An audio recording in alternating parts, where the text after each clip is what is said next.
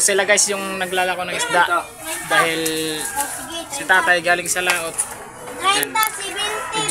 Medyo madaming isda. Tsaka kailangan ibenta sa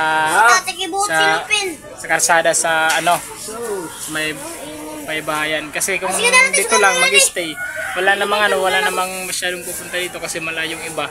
Tsaka mas mabuti pa ititinda nila, dadalhin yun. Sila yung mga bata to. Pero mo na 20, 30, 20. Oo! Ayaw sino! Bahan mo kun! Tara na! Ayog masyado! Joy, masyado Joy kun! Ayog masyado! Hello guys! Hello guys!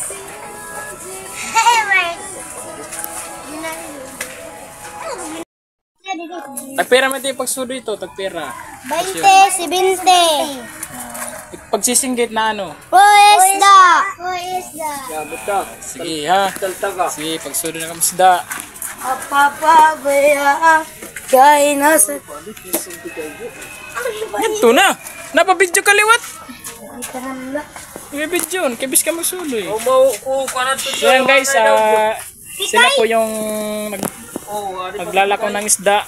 At saka lain na puro kayo baset tunga ko yung mapalit. kay Tata Isda yung tinitinda nila. Pikay So, ano yung pangalan mo? Mark. Ikaw, anong pangalan mo? Joros. Tsaka Sinjo. So, maglalako sila ng isda ngayon. Ayusin nyo ha, paglako ng isda. Ha? Sige.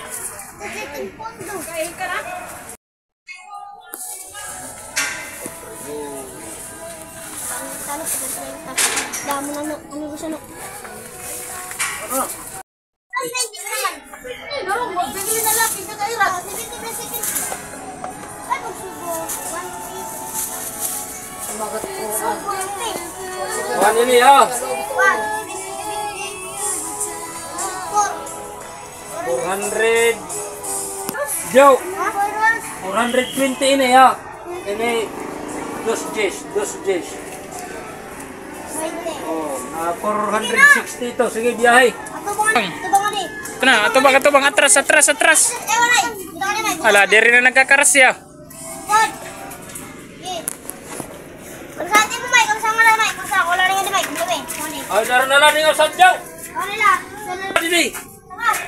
Amo yapon.